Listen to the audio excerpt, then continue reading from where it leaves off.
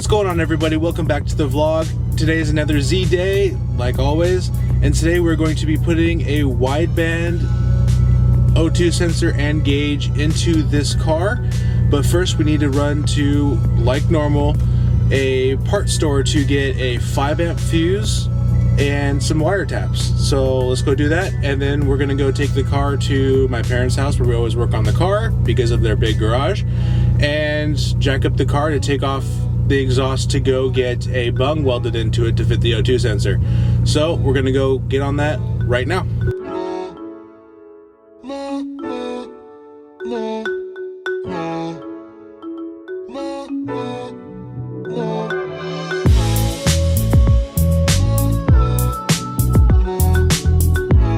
Alright, so we got some fuses. We have the wideband gauge, a inline fuse, all the wire with the O2 sensor, the power, and here are some more wire clamps, a rubber band to mount the gauge if you have one of the gauge cluster holders that uses a rubber band to hold it in, and the bung that we need to put into the exhaust. Now that the car is jacked up again, which seems to be a weekly occurrence, what we're going to do is we're going to take one of these test pipes here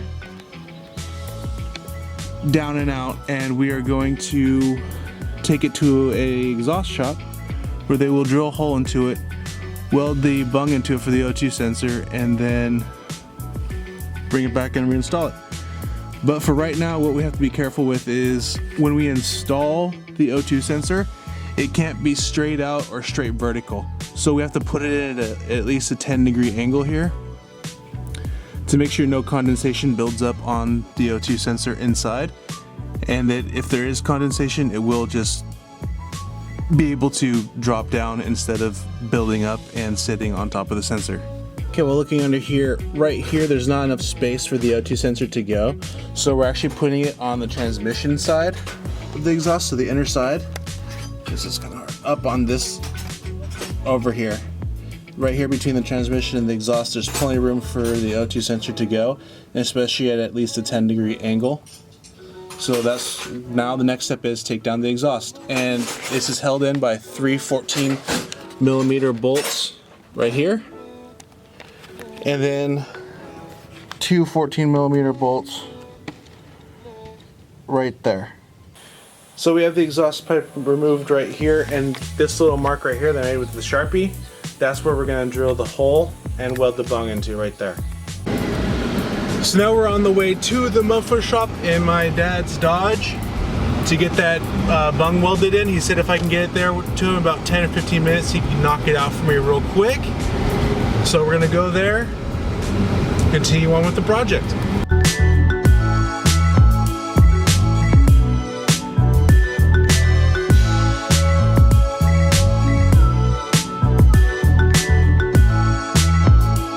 That took all but 2 seconds. So now let's go back. I actually need to buy different fuses because I bought the wrong size. So I need the micro fuses instead of those just normal size 5 amp fuse.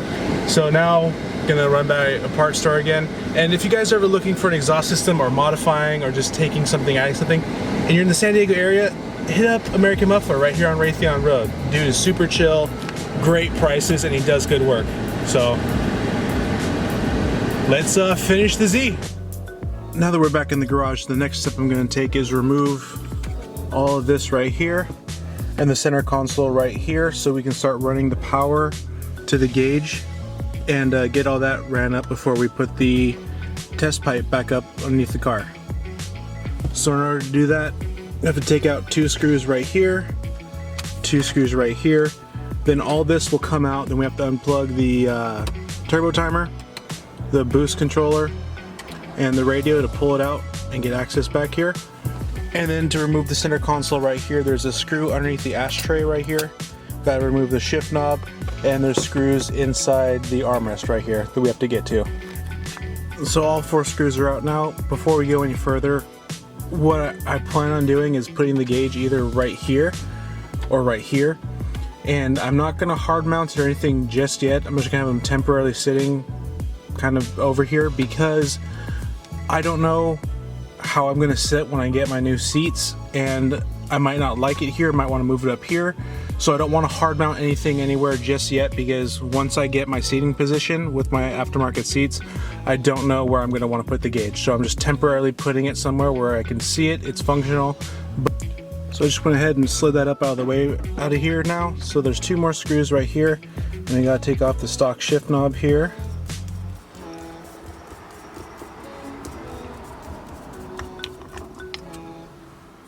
It's actually quite heavy, heavier than most stock shift knobs.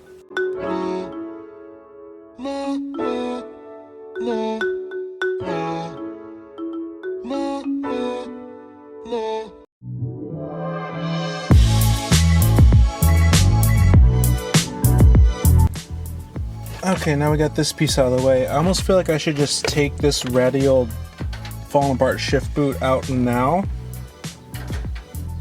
Just because all it's doing is just making the inside of the car dirtier. So I might as well do that right now while I have it apart. In order to do that, all you do is just undo the screws on the back side of this mount right here. So we took this out, and it looks like that this is actually glued onto this mounting bracket right here. Okay, just gave it a little tug here. Came right off. Now what I want to do here is I'm going to save this little plastic ring on the inside here. Alright, now let's reinstall this right back on the bottom so we don't lose it. And once all the new leather comes in for this, here, a new shift knob, and here come in. Okay, so where I've decided to tap into power from is actually going to be the cigarette lighter right here. These right here are just for the bulb that illuminates the ashtray. So these ones aren't important. So what we're going for is right back in here. So what I need to do now is I need to peel this back a little bit here to get to the wires and find out which one is the power and which one is ground. So what I did now is I pulled up this dust boot cover here, and you can see all the way down below the car now.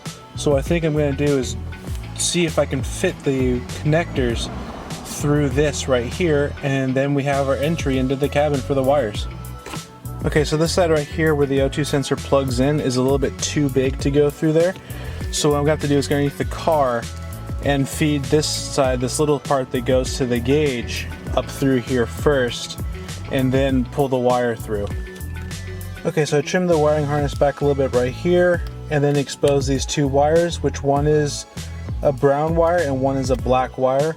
And normally I know that the one leading into the center is always the power, but without being proper colors, I did double check by grabbing a light meter here and then touching it up against the metal here, and it went ahead and lit up. So that's telling me that it is confirmed that the brown middle wire is the power wire, and this one does not light up, signaling that this is the ground wire. And if it's not clear as to why I'm tapping into the cigarette lighter, I'll go ahead and explain that real quick, is that it is not always hot. It is ran off the ignition, so when the key is off, there is no power running to that, so it won't drain the battery, won't stay on all the time like older cigarette lighters are always hot. This one is not, so it's a good place to tap into. Okay, so what this blue thing is called a wire splitter. What happens is, come on, focus there. Doesn't want to focus. Anyway, what happens is you run the wire through here, and then you put the wire you want it to go to on the other side here, and when you close it, this wire will tap into it. So essentially what I have to do is wrap it around the brown wire, put the wire for this fuse, this inline fuse here in there real quick, close it off, and it will be tapped. And then from the other end, it goes to the power gauge, or sorry, the power wire that goes to the wideband gauge. So we're just adding an inline fuse here just in case anything goes wrong. This will snap first before the gauge fries or something else breaks. Okay, so where we're at now is I got the line in.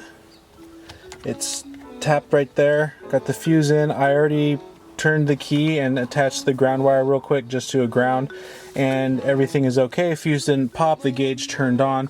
So now I just need to hook up the ground wire.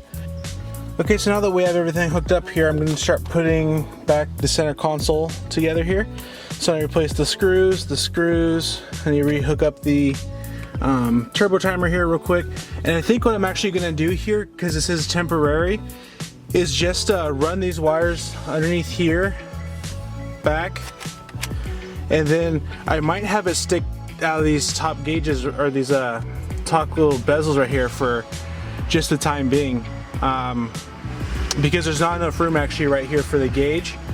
So like I said, you know, I'm gonna have new seats here within a month, and you know, I could just relocate the gauge right here. And like I said, it all depends on my line of sight and my sitting position. So as long as I have it hooked up for right now and it's functional, I'm not too picky about where it sits. Okay, there we go. It's not too bad there actually. I thought it would look a little, I mean, it looks kind of bad, but it looks cleaner than I thought it was gonna look instead of having it down here. The main point is to just see the air-fuel ratio. That's all I really need to see. You know, we can fix up aesthetics once we redo the interior, you know, the seats, get this in, this in, this in. You know, this is all coming out anyways again to do that, so it's not a big deal on where it's located unless I can't see it. So let's go ahead real quick, let's turn the key, and on she is. So once again, all we have to do now, get that test pipe back up there, make sure that the O2 sensor is plugged into that bung that we had welded on, and then make sure that the wire is not touching anything hot and it's out of the way. So we're almost done here, boys. So I was just putting some tools away and I found my original RX-8 shift knob back when I had my RX-8. And it fits on here, and it actually looks and feels better than this stock torn up 300ZX shift knob. So if you want me to keep the stock RX-8 shift knob here, go ahead and comment down below. Or if you want me to switch back to the stock one, comment, tell me which one you like better. Even though this is a rotary shape and it says 6 gears when it's actually 5 gear. Oh well, keep it on. Okay, so right here, this rubber grommet, this is where the line right here, the wires running to the O2 sensor. Now what I need to do here is it's really close to the drive shaft, and I don't want it to touch anything, so I'm actually going to zip tie it up to this mount right here that the light's shining on. That's way out of focus, but I'm underneath the car and it's hard to focus. And have it out of the way, and then drop down right here next to the speed sensor and into the exhaust, which is about, I would say, about 30 inches away from the turbocharger. So it's not going to be the most incredibly accurate, like as far as throttle like response time, but it should be about, I'd say about half a second. So what we're going to do before we put the test pipe back in is put in this O2 sensor. So everything is back together underneath the car here. Next thing is to start it up and see what we get.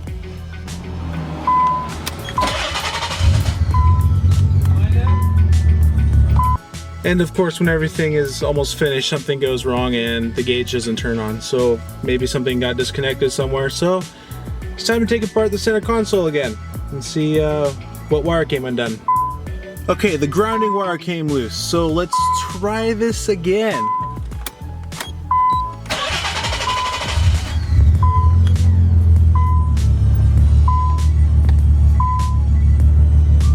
It's working!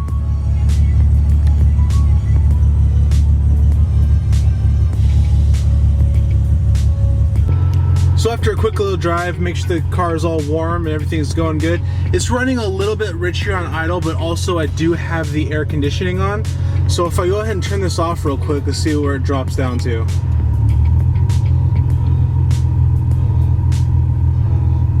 Still a little rich, but I mean, like, that's good considering you want to be around like 14.7, 14.8. Like, even for having bigger fuel injectors, this car has 550cc Dashworks fuel injectors on them. That's good. That's a good idle. So I'm happy so far.